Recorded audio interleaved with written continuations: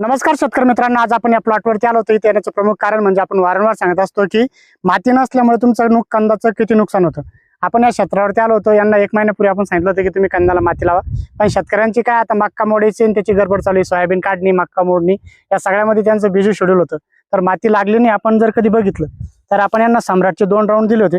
आपण जवळून जर कधी कंद बघितला तर कांडी वगैरे जबरदस्त लांबलेली.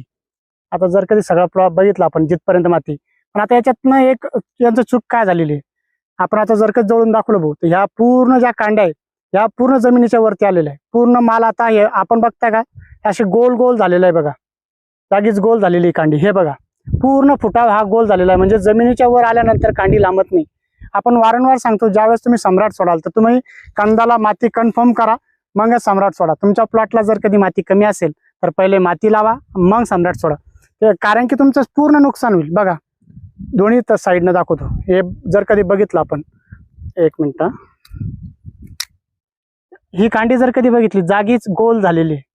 आपण जर कधी बघितलं एकदम गोल झालेले, कारण की याचं एकच कारण आहे की मातीच्या वरती हा कंद आलेला आहे आणि त्यामुळे इथं हे नुकसान झालेलं आहे. शेतकरी मित्रांनो, मागच्या वर्षीचं जर कधी आपण हे बेणं बघितलं, यांचं हे बेणं जे आहे ते गुंटूर होतं, म्हणजे गोल कांडीचंच होतं.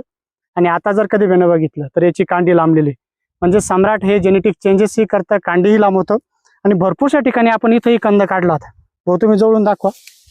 आता त्याच्यासाठी आम्ही एक कांडी इथं तशीच ठेवली होती जमिनीमध्ये शेतकऱ्यांना. आता बघितलं ही कांडी तर लांबलेली पूर्ण इथपर्यंत मातीत होती, पण ही जी कांडी वरती आली ही पुन्हा गोल झाली. म्हणजे तुम्हाला ज्यावेळेस सम्राट सोडायचं किंवा कुठलेही खतं द्यायचे किंवा आणखी काही न्यूट्रिशन द्यायचे, तर तुमच्या कंदाला माती असणं जरुरी आहे.